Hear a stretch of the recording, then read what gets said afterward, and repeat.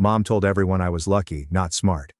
So I opened the letter from the 3% acceptance PhD program and watched her fake smile collapse. When you grow up in a household where love is distributed like rationed soup, one ladle per day with no refills, you quickly learn not to ask for seconds. My mother was not harsh, at least not in the ways that are commonly defined in headlines and family courtrooms. She fed me, dressed me, kept me in school, and replaced my laptop when it failed 2 weeks before senior finals. But her version of love was tinged with skepticism, as if everything nice I achieved was chance or fleeting. I used to assume she didn't believe in celebrating too soon. But by the time I was 16, I'd realized something worse. She simply didn't believe in me. She did not state it outright. That was not her style. Instead, it showed up in the 1,000 little fractures between her words. Like how she'd squint at my report cards, run her finger over the A- as if it were an error, and say, "I mean, this is good, but don't let it get to your head." Or how after I got into my first choice university, Mother responded, "Well, we'll see if you can keep up once you're there." You know, not everyone can handle that sort of pressure. When I secured a summer research position with one of my professors, her initial reaction wasn't, "Congratulations." It was, "Do they pay you?" Or, "Is this one of those free gigs that suck up your time?" Perhaps the worst part was her uncertainty. It was how Mom kept me in the shadow of a man who hadn't lived in our home in over a decade. My father, the phantom dropout, who abandoned me when I was 12 and stopped calling when I became 13. My mother avoided saying his name as much as possible, but she used his failure as a warning label. Every time I made a mistake, no matter how minor, she would say, "You're more like him than you realize." As if my DNA were a ticking time bomb, she had attempted and failed to disperse it. But here's something you don't hear about growing up with low expectations. It can either destroy you or transform you into something sharp. For me, it accomplished both. I became obsessed and relentless. I studied like the world would end if I received anything less than a 90. I filled journals with checklists and timelines, planned each semester 3 months in advance, and double-checked deadlines as if someone was assessing my life on punctuality. But I didn't tell her about much of it. Not when I was accepted into the honors program, or when my instructors nominated me for departmental awards. And certainly not when I was admitted to 3 PhD programs before graduating. I saved everything in a folder on my desk, each letter written on heavy paper with embossed heads and congratulatory signatures that virtually sparkled with approval, because I knew what would happen if I told her. She'd find a way to make it into a warning, or worse, a joke. And so, as the final semester ended, and I came across that stage with my cap falling sideways, and my tummy full of butterflies and pure defiant joy, part of me hoped, really hoped, that she'd say something different. That perhaps, just maybe, this something would shift in her. And she'd see me standing tall in that robe and know I wasn't a ticking bomb or a damaged mirror of my father. I was her daughter, and had made it. After the ceremony, she drew me into a tight hug in the parking lot and said, "Well, you didn't fall on your face, which is something." I laughed, but it did not reach my chest. A few days later, she knocked on my bedroom door as I was preparing books for storage. She had that face she used when she had an idea she knew I would agree with. Brows slightly lifted, voice falsely casual. "I was thinking," she explained, folding her arms. "We should throw you a small graduation party. Backyard. Nothing fancy. Only family and neighbors. You've earned it." I glanced at her, unsure what to say. Not that I was surprised. She enjoyed playing hostess because it made her look good, but part of me was afraid of what else she would do, or say. I paused, and it was louder than any response I could have offered. There were paper lanterns strung between the trees, one of which sagged slightly since the hook on the garage gutter rusted through last summer, and no one bothered to repair it. Plastic tables with dollar store linens bordered the yard's boundaries. Bowls of potato salad sweated in the heat, while a Bluetooth speaker on the deck played a shuffled playlist of music that tried too hard to seem festive. It wasn't fancy, but it required more effort than I anticipated. I told myself that meant something. That maybe this time the good intention would make it through her mouth without turning into a backhanded smack disguised as humor. It was my graduation celebration. The kind you only get once, unless you're the type who collects diplomas like Girl Scout awards. And I wanted to think, even for one afternoon, that I could unwind. That perhaps we could both let go of who we were, and simply enjoy it. I spent the morning hunting for a dress that felt like me, but didn't look like I was trying to impress anyone. I even did my makeup. Not because I had to, but because I wanted to commemorate the occasion by presenting a version of myself that felt worthy of being seen. Not graded, not evaluated. Simply observed. There were at least 55 people in the backyard, making it feel much larger than our small house, which can only accommodate about 15 people. Relatives, neighbors, a few classmates, and even a couple of professors appeared out of nowhere, like ghosts from the academic system I was finally breaking free from. I smiled, shook hands, accepted congratulations, and even laughed a few times, like any other person enjoying a milestone. For approximately an hour and a half, I almost convinced myself that everything would be okay. Then she raised her glass. It was nearing the end of the afternoon when the light had softened sufficiently to cast long shadows across the lawn, and people began to drift toward the dessert table for another slice of sheet cake. My mother rose up from her chair, clinking a spoon against her champagne glass in the manner that people do when they want to get someone's attention, but don't want to come across as desperate. Everyone turned. Everybody smiled. Even I grinned hesitantly, my gut tightening like a thread that had just been yanked too tightly. She cleared her throat and held her glass like a microphone and a sword. "Well," she said with a calm voice and bright eyes, "I'd like to thank everyone who came to celebrate my daughter." She pushed hard, and despite our reservations, she made it, pausing for laughing that hadn't yet begun. I felt the air shift, and then it arrived. "We all thought you'd drop out like your dad," she remarked, her smile just wide enough to be photographed. "But look at you. You're proving us incorrect." The laughter was sporadic at first. Nervous. Then somebody snorted. Then someone else chuckled. Within seconds the music spread across the yard like a slow-moving wave. I stood there transfixed and smiling, but only because I couldn't feel my face. I could not feel anything.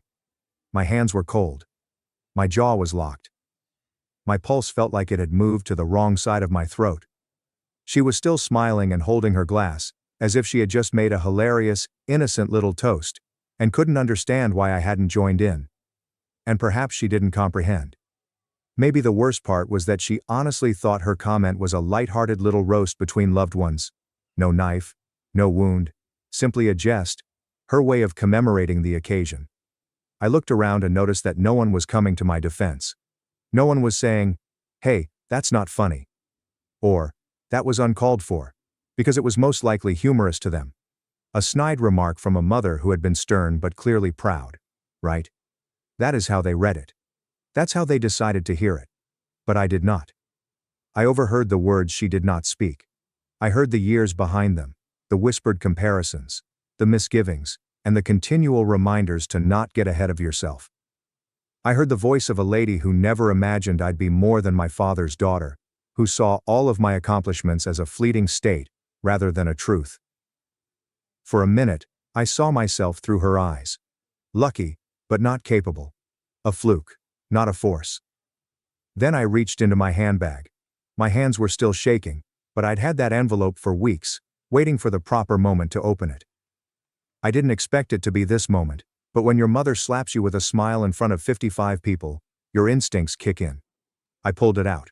The return address is on thick ivory paper and is from a university that only accepts 3% of doctoral applicants. I raised it just high enough for everyone to notice before gently and methodically tearing it open down the side. The audience quieted. My mother's smile faded, and I stared her dead in the eyes as I unfurled the letter. When the air switches from casual to confrontational, laughing not only stops, but dies in the throat. Everyone recognizes right away that they were laughing at the wrong section of the story. That's what it felt like when I opened that letter in front of everyone in the backyard. As if I had ripped the rug out from under their cheap secondhand humor, and challenged them all to hit on something genuine for once. The ivory paper trembled slightly in my hands. Not because I was scared of what it said. I knew exactly what it meant, but I was still determining how much of myself I was willing to reveal to them. But then I looked at my mother, her champagne glass still high, as if she hadn't noticed the punchline had turned against her. I made the decision without realizing it. I wasn't intending on reading this today. I said, voice louder than I expected, the type of loudness that fills space without asking for permission.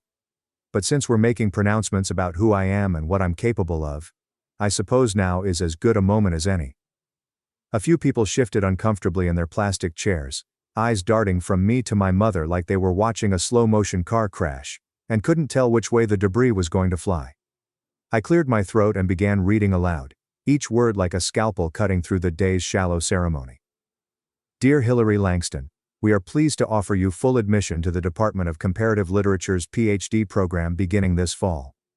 In recognition of your outstanding academic record, research portfolio, and personal statement, we are also delighted to extend a full-ride fellowship package, which includes tuition coverage, a $32,000 annual living stipend, and guaranteed teaching assistant opportunities beginning in your second year. We believe you will be a valuable and remarkable addition to our academic community. I hesitated after the final sentence, allowing it to sink in and sting. My mother's smile had vanished, her lips pulled into a line so tight that they appeared to be attempting to disappear from her face completely. I noticed her gaze shift to the throng. She saw the gears turning as she tried to save the image she'd created for this occasion. Proud mother of a daughter who outperformed the odds despite not being born with potential. She seemed to want to say something. Maybe even applaud or try to laugh. But I didn't give her that chance. Funny, I said, folding the letter back into its envelope with meticulous, patient movements, since I don't recall them asking if I was more like my father. I turned and walked away. I did not say farewell. I didn't wait for reactions. I didn't even take a plate of cake on my way out, which was a real shame because I adore lemon sheet cake, and someone had undoubtedly brought a fantastic one. I just kept walking through the gate, down the driveway, and into the street, as if my feet had been waiting for this exit cue all along. By the end of the block, my phone had buzzed in my hand. That was her. The screen displayed her name, a mom in all caps, because I had never changed it since she gave me the phone in high school, and urged me to only use it for emergencies and assignments. However, neither of those things were called for, and I knew it without even responding. I gazed at the ringing phone, my finger hesitating over the screen. Part of me wanted to respond and hear what excuse she had come up with. Her well-constructed half-apology would drift past me like an emotional olive branch. Perhaps she would say it was a joke. Perhaps she would say I misunderstood. Perhaps she would cry. But I did not tap the screen. I just let it ring because I knew it wasn't going to be the kind of call where someone says, "I'm sorry I hurt you." Instead, it was going to be the kind where someone says, "You didn't have to embarrass me like that." Or, "I was just trying to be funny." Or, "I can't believe you made such a scene at your own party." People, including my mother, never apologized for the wound. They simply blame you for bleeding. The phone soon stopped vibrating, and I placed it back into my purse without hesitation. My heart was still beating, but it was due to clarity rather than panic. For the first time in a long time, I didn't feel obligated to explain who I was, or how I had gotten here. I didn't feel the need to return to that yard and smooth the edges of her misery, just so I could be comfortable in my own skin. The world did not end when I went away. In fact, it seemed like the beginning. Her first call came just after dark. And it wasn't the sound of a mother swallowing her pride. It was the voice of a lady attempting to reattach her mask before anyone noticed it had slipped. Her tone was tight, but casual, a touch too light, as if she'd practiced how she believed an understanding mother should sound like. And now she was attempting it for the first time over the phone. "Hilary," she continued, pausing just long enough to sound annoyed but not regretful. "I'm not sure why you got so furious. That was a joke. Do you know how people do those funny little roasts at graduation parties? I was just trying to make light of the situation. Everybody was laughing. Nobody thought I meant it, but she did. And we both knew it since jokes don't land as hard unless they've been honed beforehand. They don't stick unless they're immersed in something that's been seething beneath the surface for a long time. And hers had been simmering since I was 12, when my father walked out and Mom looked me in the eyes and said, "He left us because he couldn't handle responsibility. You'd better hope you're stronger than that." I spent years interpreting that remark as a prophecy, or worse, a warning. I based my entire personality on proving her wrong. But it only needed one statement at a party to remind me how little she felt I could succeed. So, when she said I was just trying to make light of it, all I could do was sit there in my apartment, phone pressed to my cheek, staring at the wall as if it might give me the words I couldn't find, and finally say, "That wasn't your moment to make light of. It was mine." She didn't respond right away, and when she did, her voice dropped into that bitter, wounded register she always slipped into when things didn't go her way.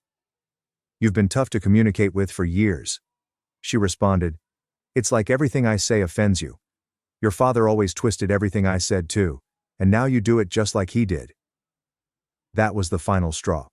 That sentence. The same ghost in each chamber was summoned again. My father. I'm not sure what drove me to do it, but after I hung up, I opened my laptop and looked for him. The last I heard, he had gone to Arizona with a new woman named Lydia, who worked with him in computer sales or something. We hadn't spoken for a decade. I wasn't sure if he wanted to hear from me, and I wasn't sure I wanted to hear from him either. But after hearing his narrative exclusively through my mother's voice for so long, I began to wonder what it sounded like on its own. It took me approximately 20 minutes to find an email address and have enough courage to write anything that did not seem like a therapeutic exercise or a demand. I replied I had graduated. "I thought you should know. If you want to talk, I am willing to listen." I did not expect him to respond. He finished within 2 hours. 2 days later, I boarded a plane and flew across 2 states to sit across from a man I hadn't seen since I was just old enough to vote. He appeared older, but not in a bad way. Grayer around the temples, slightly slower to move, but still very much himself, which was both comforting and disconcerting. We met at a quiet little diner on the outskirts of town, where no one knew our names and didn't care what we were saying, and it felt like the safest place in the world to have the kind of talk that might shatter your entire childhood. He didn't waste time exchanging niceties. "I figured this would happen one day," he said, sipping coffee from a chipped ceramic mug. "But I didn't think it would take 10 years. I nodded, not sure how to explain that it had taken 10 years, because I wasn't ready to find out that everything I'd believed about him might be wrong, or worse, that it might be correct. "I just need to know," I replied, my voice tense and my heart racing in my ears. "Why did you leave?" He glanced down for a long while, as if he were digging through a memory drawer he hadn't opened in years, and when he finally began, his voice was low and steady, without reproach, but full of weight. "She offered me an ultimatum," he explained. "The last time we fought, she said I wasn't strong enough to be your father, because I didn't treat you like a soldier. If I didn't agree to raise you the way she wanted, she would make sure you thought I was the problem. And I told her I wasn't going to turn you into someone afraid of her own mother." I packed my bag the next day. The words landed with a dull thud in my chest. I'd always imagined him walking out casually, a duffel bag slung over one shoulder, never looking back. But that wasn't the story he told. Even if it wasn't the whole truth, because every story has at least 3 sides, it cracked something open in me. For the first time, I didn't see him as a coward, but as a man who fled to avoid becoming something worse. "Why didn't you ever tell me that?" I asked barely above a whisper. "Because she told me if I tried," he said, "she'd make sure you never spoke to me again." And for a while, it worked. When I flew home the next day, I didn't call her. I didn't text her, and I didn't send her the graduation photos that my friends had taken, despite the fact that I looked genuinely happy in a few of them for the first time in months, because I had a different image in my head. A daughter standing between 2 broken people, finally asking which one handed her the hammer. Coming home from a trip that splits your reality in 2 is strange, like stepping back into a life that is still dressed in your clothes, but doesn't quite fit anymore. The furniture is the same. The kitchen smells faintly of lemon cleaner and old coffee grounds, and the front door still squeaks slightly when it opens. But you're different. Or maybe not. Maybe you're just finally aware of how much of yourself you've been squeezing into someone else's version of who you were supposed to be. The morning after I returned from visiting my father, I stood in the driveway for a full 3 minutes before going inside, just staring at the chipped paint on the front porch, and wondering how many conversations had been swallowed by the silence in that house. When I finally stepped through the door, she was sitting in the living room, her legs crossed at the ankle, reading a magazine she probably wasn't really reading. She didn't look up right away, but I could feel her sensing my presence like an animal feels an earthquake. Tense, alert, pretending everything's still calm. When she finally met my gaze, her expression was carefully neutral, as if she was waiting to see which version of me had returned home. "Did you have a good trip?" she asked. As if we were two coworkers passing each other at the water cooler. Not a mother and daughter whose last conversation had ended in public humiliation and a 10-year secret detonating in my chest. I didn't respond. Instead, I put down my bag, walked to the edge of the living room rug, and stood there just far enough away that she'd have to tilt her head to meet my gaze. I didn't sit either. I didn't drop my keys. I didn't pretend this was anything other than what it was. An exorcism of every unspoken thing that had been rotting between us since the day my father left, and she decided to turn that into her power play. I talked to Dad, I said, letting the words hang like smoke. She blinked but didn't flinch. Oh, she said, as if I'd mentioned running into an old high school friend. How is he? He told me why he left, I said. He told me everything. She put down the magazine, then slowly, carefully folded it closed as if it mattered. I'm sure he did, she said, crossing her arms, and I'm sure he made himself sound like the hero. I took a deep breath, not to calm down, but to study the blade I was about to lay across the table. He said you gave him a choice, and that staying would have meant watching you transform me into a version of yourself. He couldn't stand, that you said he wasn't strong enough to raise me right, and that if he left, I'd think he was a coward. Her lips twitched slightly. And you believed him? She asked, her voice flat. I didn't want to, I said. But then I thought of the toast. I recalled every time you compared me to him as if it were an insult. I reflected on how you made me feel as if loving him meant betraying you, and how you utilized his quiet to create the tale that worked for you. Something flickered in her eyes then. Maybe regret, or the first crack in the armor she'd been wearing so long it probably felt like skin. But she didn't say anything, and I didn't stop. You told me he was weak, and maybe he was, but you made strength look like punishment, and love feel like a challenge I had to pass. And you act like I've been angry for no reason, like I've spent years trying to push you away. But you never looked at how hard I had to fight just to keep myself together around you. She stood slowly, arms still folded, but her voice softer now. I did the best I could, she said. I know, and I don't hate you for it, but your best left a mark. There was a long pause, then, a silence so thick, I could feel it pressing against my ribs. I picked up my keys from the counter, the ones I'd been carrying since high school. I looked like I didn't care, but I did. I'm not trying to punish you, I added. I just needed to say it out loud. Not for revenge, not for drama, but for me. She nodded stiffly, uncertainly. Still wearing the same fading purple lanyard with the little cracked charm at the end, I walked to the front door, opened it halfway, and then stopped. She didn't ask me to stay or tell me to leave. She just stood there. And I stood there. For a moment I wondered if this was the end, or if it was just the beginning of something quieter, slower, less about blame and more about what remains when all the illusions are gone. I stared down at the key in my palm. She built a house with guilt in its walls, then asked why I never felt at home.